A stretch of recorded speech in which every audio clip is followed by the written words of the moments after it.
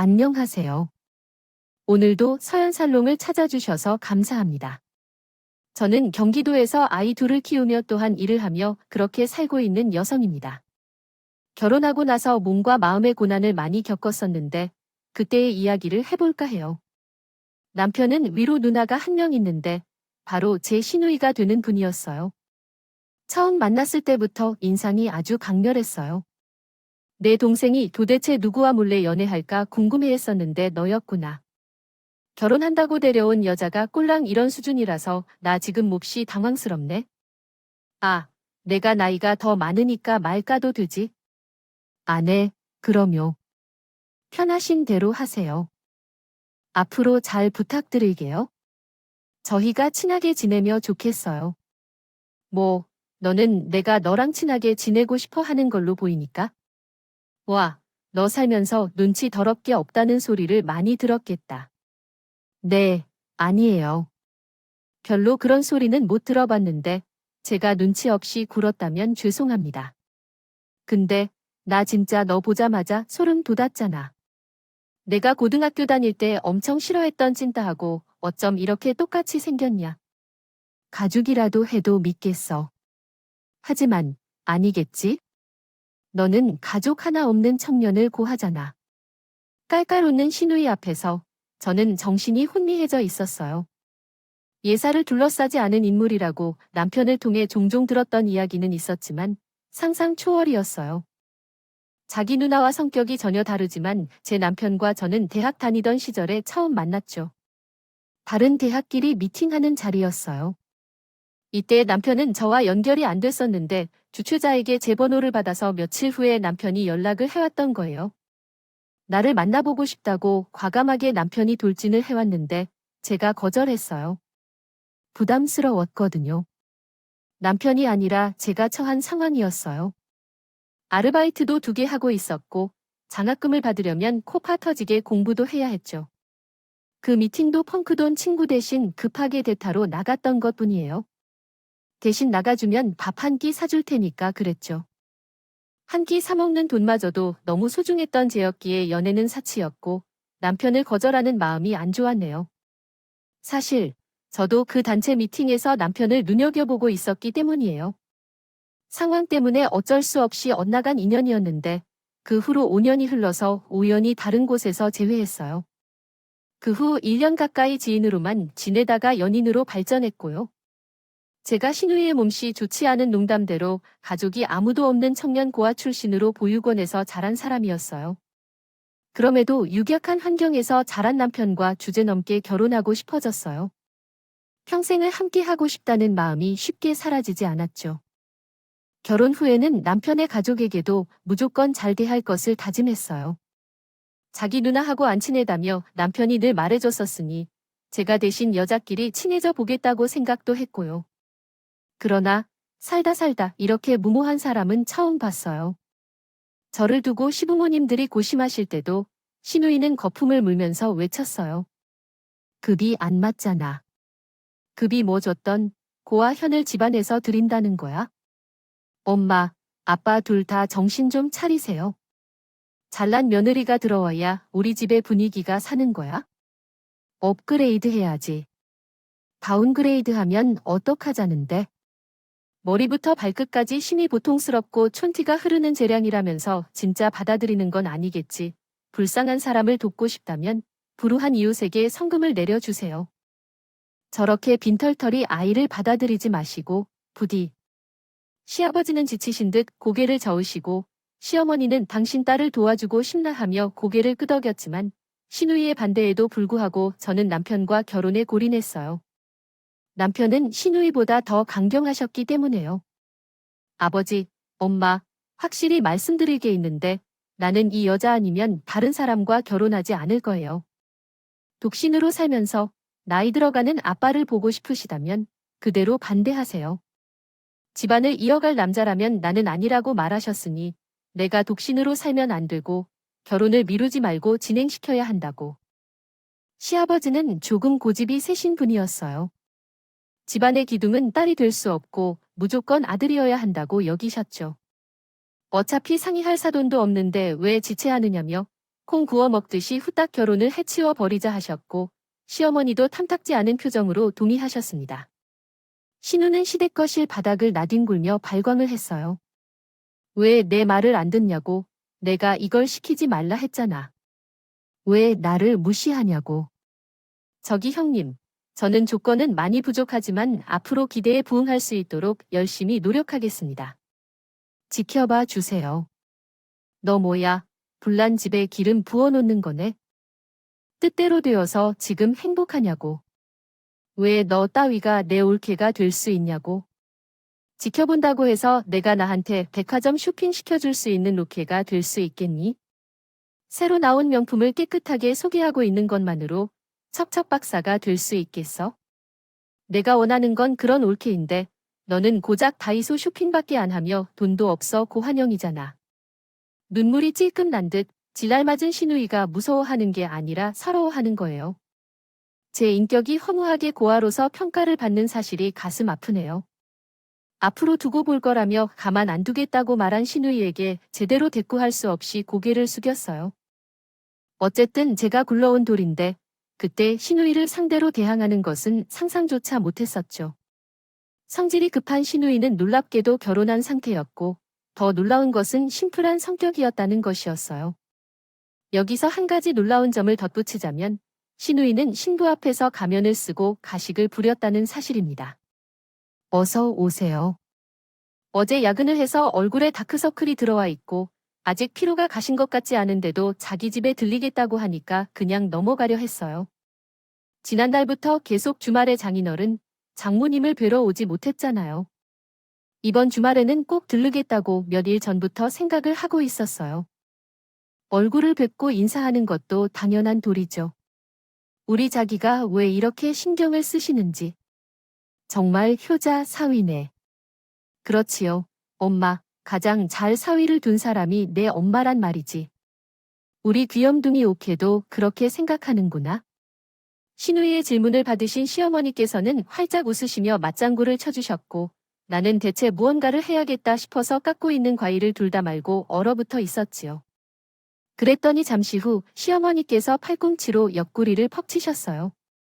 너무 아파서 간신히 비명을 삼키며 저를 쳐다보시는 시어머니의 눈빛을 해석해내어 인해 미소를 짓던 저는 신우이를 위한 방청객이 되었어요. 신우이가 말할 때마다 맞아요. 맞아요 라는 기색으로 웃으며 머리를 끄덕이는 것이 제 역할이었죠. 고아원 출신이라 그런지 아까 보니까 비굴하게 비위 맞추는 솜씨가 제법인 듯 했어요. 눈치 밥만 먹고 살아온 경력이 어딘지는 잘 모르겠는걸요.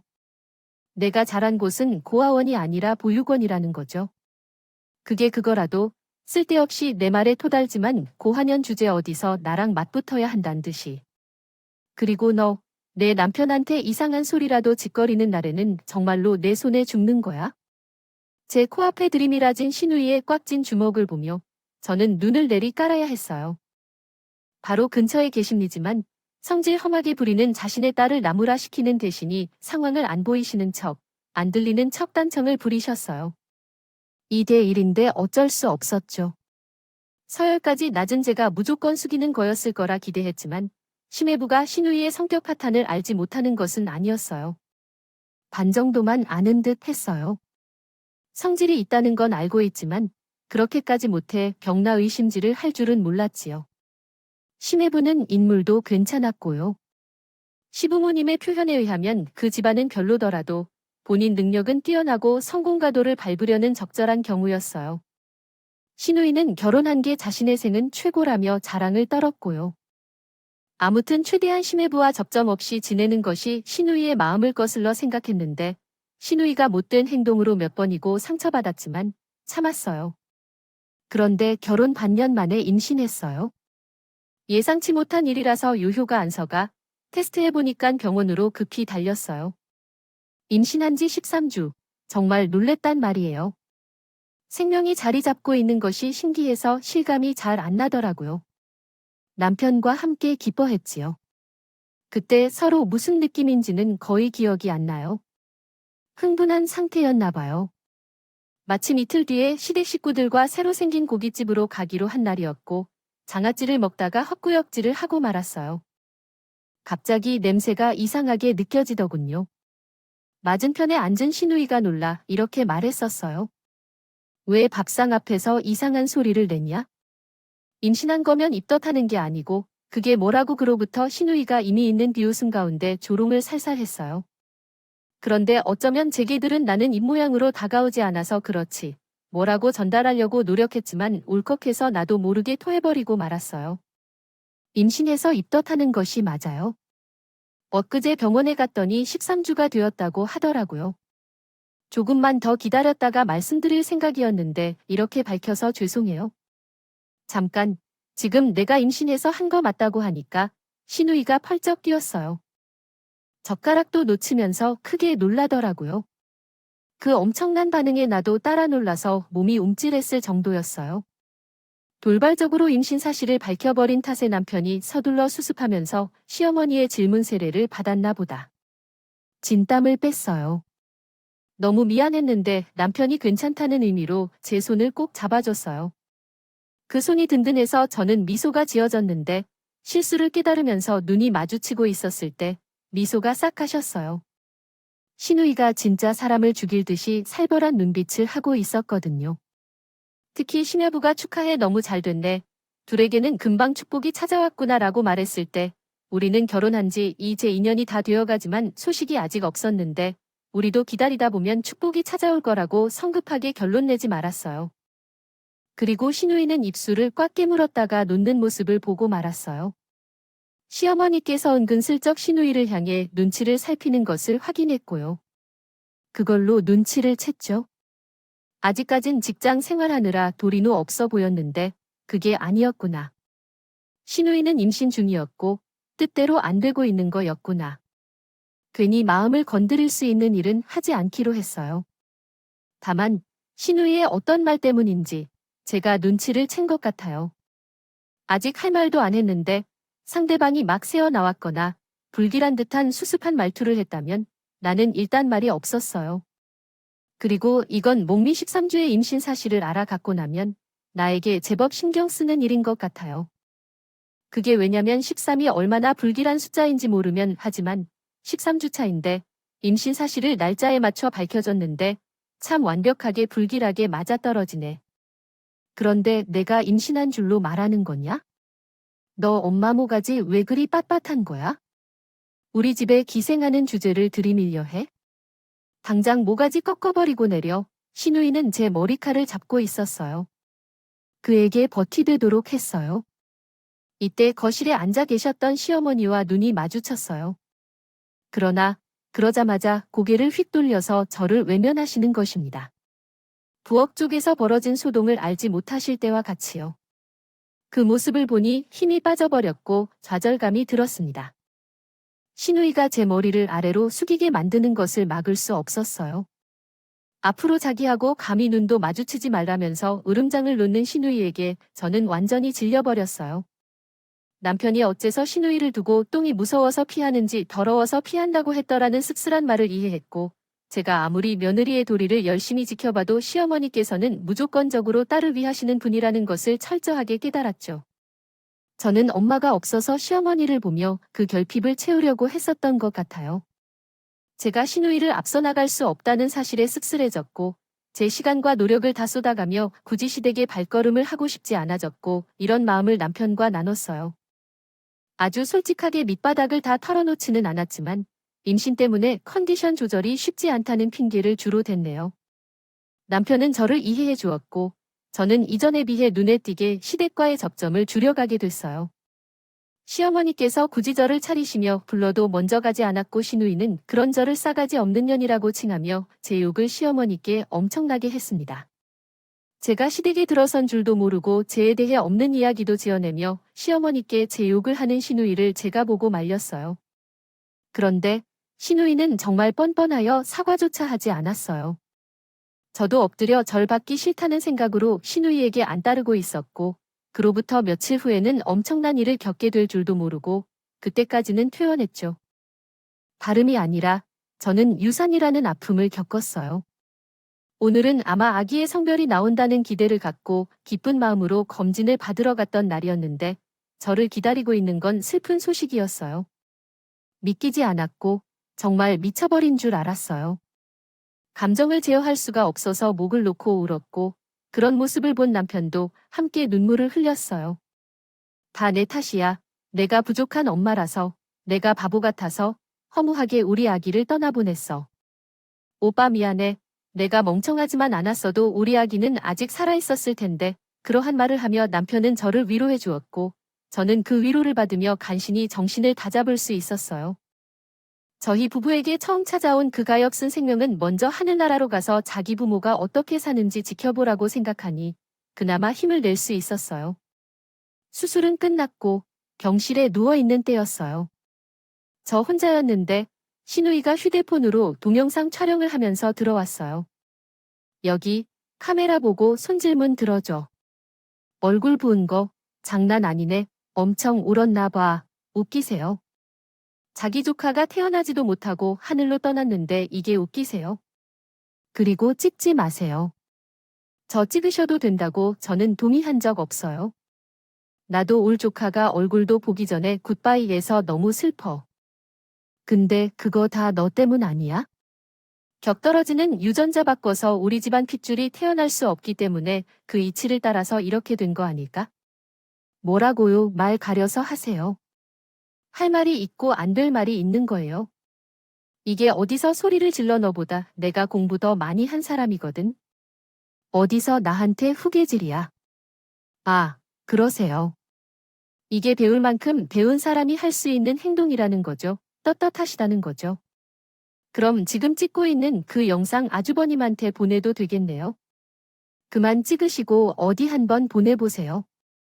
당장 시누이가 확정색을 하더니 찍던 것을 그만두고서는 황급히 영상을 삭제했습니다. 그 모습에 기가 막혔어요. 천천히 몸을 일으켜 앉은 제가 피시 웃어댔죠. 그 지저분한 인성, 더럽게 짝이 없는 성질, 머리에 자기 남편에게는 온전히 드러낼 엄두도 못 내면서 만만한 자기 올케인 저에게는 이토록 멋대로 구는 시누이가 웃기고 가증스러웠어요. 시누이가 자존심 완전 구겼다는 표정으로 주먹을 꽉 쥐더군요. 상황만 보자면 항상 화가 나야 할 사람은 저인데 내 시누이가 더 화를 낸다는 것이 생각해보면 정말 어이가 없는 부분이었네요.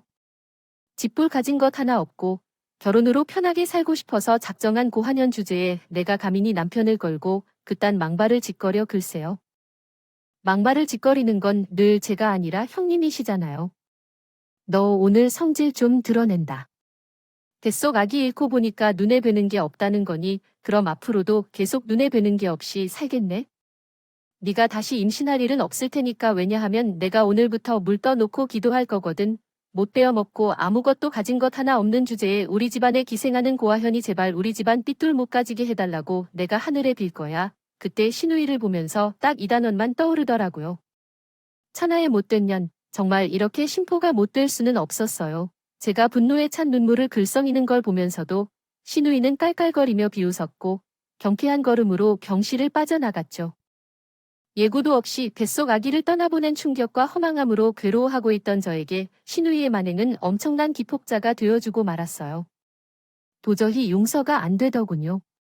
우선자는 남편에게 시누이의 못된 행태를 다 얘기하면서 더는 상종하고 싶지 않다고 그랬어요. 남편이 시누이를 껄끄러워하고 웬만하면 직접적으로 부딪히는 거 싫어하는 걸 알고 있기에 여태까지는 대체로 혼자 많은 걸 삼켜냈으나 더 이상은 아니었던 거죠.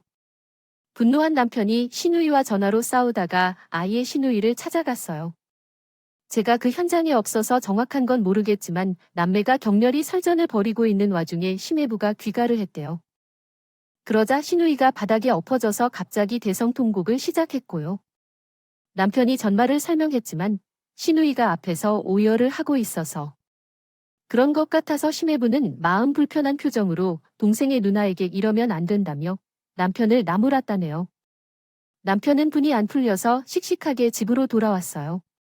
본디 감정 변화가 크지 않고 화도 잘 안 내는 사람이 바로 남편인데 그런 모습을 보니까 제 가슴이 찡했어요. 신이가 바로 이 사람의 친누나만 아니었다면 여기까지 제가 참아온 일도 없었을 거란 생각이 들었어요. 제가 사랑하는 사람의 누나라는 생각, 그것이 저에게 제동을 걸어왔던 게 아닐까 싶더군요. 어쨌거나 남매가 크게 싸운 것을 두고 시어머니께서는 원인을 저로 지목하셨는데요. 제가 이간질을 한 거라고 보셨는데 이건 역시도 시누이가 시어머니께 그런 식으로 말을 한 것이었어요. 저를 보면서 시누이가 의기양양해 하더라고요. 마치 우리 엄마는 무조건 내 편이야. 너는 꿈 깨셔? 이렇게 말하는 표정이었어요.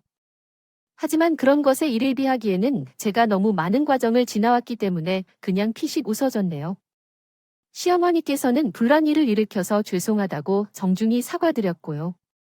마음에도 없는 말이었으나 억울함을 토로한 적 없이 사과하는 제 모습에 시어머니께서는 당황하신 듯 혹은 뜨끔하신 듯한 반응을 보이셨네요. 그로부터 보름이나 지났을까요? 시누이가 자꾸 배가 이유 없이 아파서 내과를 갔다가 큰 병원에 가라는 소견을 받았다는 얘기가 들려왔어요. 설마 무슨 일이야 있겠어? 여자들은 살다 보면 한 번씩 자궁 때문에 고생하니까 나도 그런 거겠지. 처방 약 먹어야 된다는 얘기나 들을 것 같네. 아우, 벌써 진부해라. 시누이는 아무렇지 않은 듯 코웃음을 쳤죠. 하지만 대학병원에 갔다 온 결과 예상하지 못한 상황이 벌어졌어요. 원래는 자궁에만 있어야 하는 조직이 다른 부위로 넘어가서 증식을 해버렸네요. 그것도 아주 많이 한참이나요. 약물 치료를 할 단계는 이미 지나간 지 오래되었고 수술로도 전부 수습하는 게 어렵다고 하더군요. 수술을 위해 입원한 시누이를 제가 찾아갔어요. 쟤를 보자 시누이가 센척을 하며 또 코웃음을 쳤죠. 너 지금 나 비웃으라 찾아온 거지? 근데 나 이거 별거 아니거든. 죽는 것도 아니고 수술받고 나서 약 먹으면서 지내면 또 그냥 멀쩡히 살 수 있다니까. 내가 바라는 내 불행은 오지 않아. 암도 아닌데 이런 수술이 대수겠어? 비웃으러 왔다뇨. 걱정돼서 온 거죠. 어머님께서 웬 병원 자료 같은 걸 보고 계시길래 그게 뭔가 싶어서 저도 한번 봤거든요. 그런데 그게 이번에 형님이 산부인과에서 각종 검사를 받으신 결과지였더라고요. 저 그거 보고 너무 걱정이 되었어요. 형님, 난소 나이가 그렇게 많아서 어떻게 해요? 이거 대수 안가 맞죠? 제 말에 시누이 안색이 파리해졌어요. 시어머니께서 보시던 시누이의 검사 결과지에 저는 그걸 다 확인한 뒤였고, 그래서 차분한 마음과 가벼운 발걸음으로 병동을 찾을 수 있었던 거예요. 내가 뭘 봤는데, 내 난소의 나이가 뭘 어쨌는데? 에이, 형님도 다 아시면서 뭘 그래요. 난소의 나이가 실제 나이보다 13살이나 많게 나온 거 다 보셨잖아요. 혈액검사 하셨으니까. 어라, 잠깐만요. 13이라니 이거 숫자부터 너무 불길한 거 아닌가요? 형님, 저 너무 걱정돼서 형님은 수술대로 못 보낼 것 같아요. 너, 개소리 하지 마. 난소 나이가 많아도 그렇다고 어떻게 해야 할지 모르겠어요. 요즘에는 40대 여성도 출산을 많이 한다고 하더라고요. 난소 나이가 많다고 해서 내가 굴할 이유는 없을 것 같아요. 아마 너보다 더 빨리 임신할 수 있을 거예요. 그렇구나. 각오가 대단하셔서 다행이에요. 형님 나이에서 13살을 더하면 거의 폐경 직전인데 현재는 완경이라고 표현하는 게 맞을 것 같아요. 제가 자주 못 배워 먹어서 죄송해요. 아무튼 화이팅 하세요. 똑같이 독서를 한번 날려준 것 때문에 신유는 거의 발작을 하듯이 길거품을 물었어요. 지랄 발광을 하더라고요. 저는 이것보다 더 독한 독서를 했을 때도 꾹 참았었는데 제 과거와 비교되더라고요. 저는 유유히 병실을 빠져나왔고 다음 날 아침에 신우이의 수술이 있었어요. 그리고 저는 다시 병원을 찾아서 수술이 무사히 끝나기만 기다리시는 시어머니의 곁을 지켰어요. 신우이의 수술이 끝나고 신우이가 다시 병실로 돌아왔을 때 시어머니께서 화장실에 가셨어요. 그때 저는 마취 기운에 해롱거리는 신우이를 향해 제 휴대폰을 꺼내 들고 동영상 촬영 버튼을 눌렀어요. 심해부에게 신우이 수술 무사히 끝나면 알려달라고 했었거든요. 이왕이면 사진이나 동영상을 보내달라고도 했고요. 형님이 수술 잘 마쳐서 다행이에요. 아주버님께도 소식 전해드려야겠어요. 아, 혹시 형님, 난소 나이 얘기는 아주버님이 모르시죠? 그것까지 아시면 걱정이 더 늘어날 것 같아요. 내가 난소 나이가 많다고 해서 임신임이 어려운 것 같지 않아? 괜찮아요. 내 남편은 호구니까. 숨길 때까지 숨기다가 나중에 들키면 그때 가서 동정심 유발 작전을 쓰면 되잖아. 내 애교, 내 눈물의 열이면 뭘 해도 넘어오는 나약한 둔탱이지. 신우이가 연신 킬킬거리며 중얼거렸어요. 저는 전말을 모르기 때문에 쉽게 이해할 수 없는 심해부와 연애할 때 자기가 바람폈다는 식의 이야기까지 언급했더군요. 수술 직후라서 몽롱해진 신우이는 그때 본심인지 아닌지 모를 것들을 털어놓았고 시어머니께서 병실로 돌아오시면서 저는 촬영 버튼을 껐어요. 그리고 심해부에게 그 영상을 전송해 주었어요. 10분 정도가 지나고 심해부가 전화를 했어요. 병실을 나가서 받아보니 심해부가 떨리는 목소리로 신우이 지금 어떻게 되었나 물어보길래 잠들었다고 하니 알겠다는 대답을 받았어요. 숨소리가 무척 불안하게 들렸어요. 저는 휴대폰을 꼭 쥔 채로 그 상황을 생각했죠. 앞으로 신우이가 무사히 결혼 생활을 이어가든 아니든 그것은 하늘의 뜻이라고 생각해요. 며칠 뒤 신우이는 금세 건강을 회복했지만 심해부와의 관계는 회복이 불가능한 상태로 들어서고 있었어요. 무섭게 날을 세워가며 부부싸움을 했다고 하더라고요. 성질을 더럽게 하기로는 둘째가 신우이인데 부부싸움을 하면서 본성이 드러났나 봐요. 갑자기 다혈질이 도져서 심해부를 향해 물건을 던지고 액자를 띠뜨리는 등 난리를 쳤다고 하더라고요. 그 모습을 본